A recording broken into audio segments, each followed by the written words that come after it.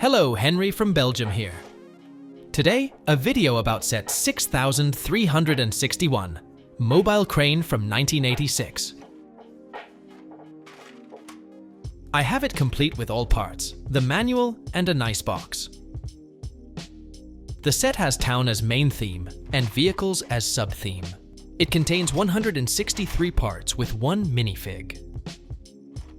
Just like the semi-truck set I showed you recently, this set also has a handy and sturdy box, with a cover that can slide off the inner box. It is exactly the same size, which makes storage easy. And as always, there are good suggestions on the back to build alternative constructions. This is a nice design. You can hoist the goods vertically this way.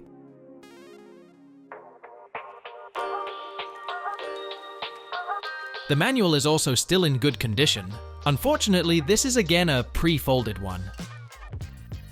You would think it needs to be folded because it does not fit in the box, but actually you can store it perfectly without folding.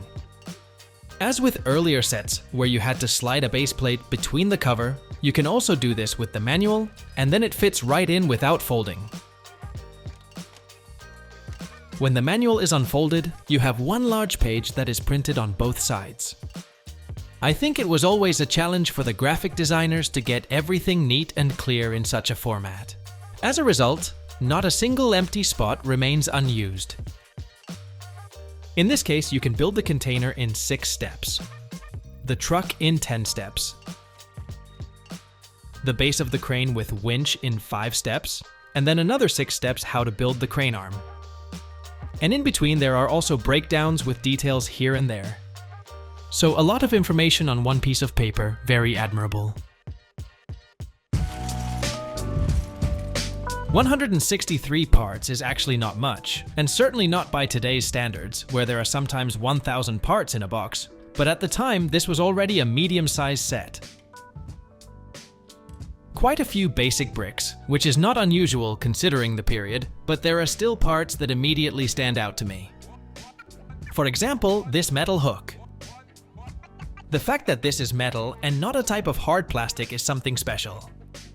It was first produced in that year, 1986, and then only appeared in 9 other sets. And this arm is also special. In combination with this part, you can make a large extension arm. Because this print is on it, this part is also a bit rare, because it only appears in one other set. Without the print, it can still be found in other sets and in other colors too.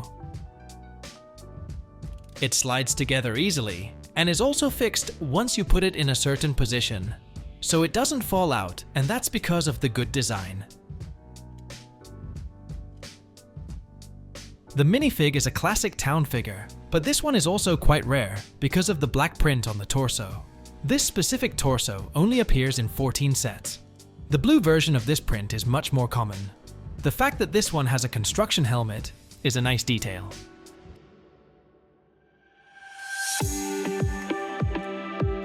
First, I will build the container, and for that I need all the blue parts that are present in the set. It is a combination of basic bricks and panels. The stickers are a nice added value, and I thought I had seen them before, namely on this box of set 7823. Which also makes me notice now that these are not the right stickers. If you look closely at the manual, you will see that there is only one arrow on the left side and a sort of tail on the right side. When I look this up on Bricklink, I find that there are 2 versions of this set, and so these stickers are also correct. I personally think that's a pity because it makes the set less unique when a sticker can be found in multiple sets. I would have preferred the stickers that are shown on the manual and box. Maybe I will replace that in the future. I also think the part with the shutter is well chosen, and this way it becomes a nice, sleek container. The part with which you can lift the container is a light gray bar 1x6 with open studs. And given the time period, a good choice. Especially the color is a nice detail for me. At the bottom I finish off with 6 black plates from 1x2. For convenience, these could also be 4 corner plates, but that part was only produced a year later in 1987. A nice result, with quite a lot of space. It's cool, but I find it incomprehensible that there was apparently no budget left to provide a few simple bricks that could represent goods.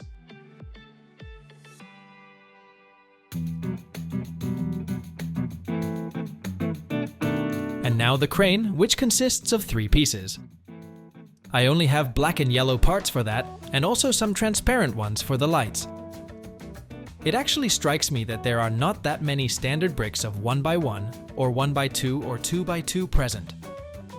Mainly plates and slope bricks, and also many small parts. It's a bit of puzzling and searching again. And loyal viewers already know that I like that. It makes the building experience fun, varied, and also somewhat challenging. Especially in steps 9 and 10, you have to make sure that you build everything correctly, and that you don't forget anything. Considering the time period, there are some nice details such as the levers and the exhaust pipes.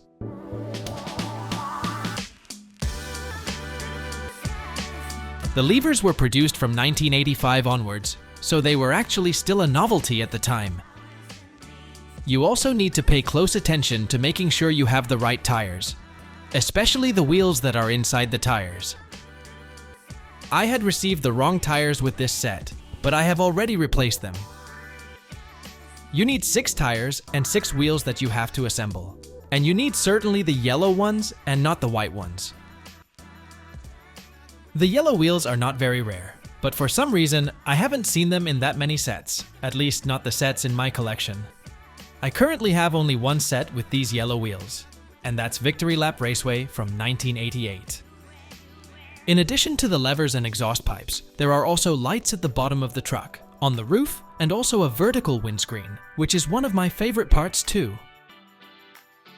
And what's really great are the space guns in combination with the black dishes and the 1x1 round bricks.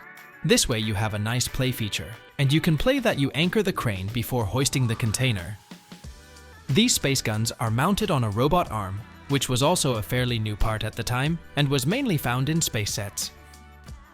Maybe it would have been a nice addition to provide a mini ladder on one side so that the minifig could climb in his cabin, but already a nice result.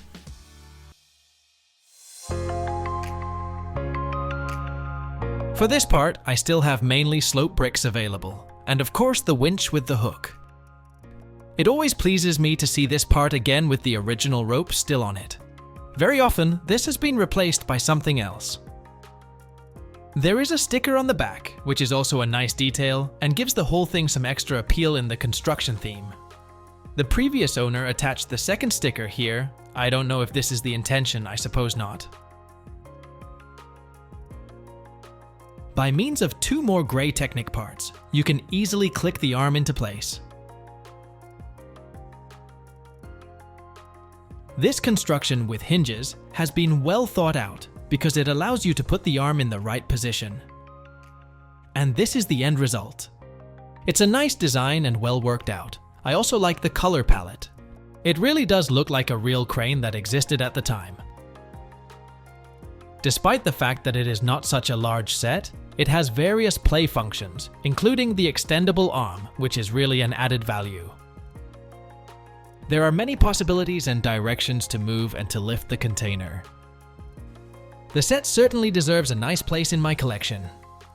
Feel free to comment below this video, and don't forget to subscribe, it's free. Thank you for watching and see you in the next video.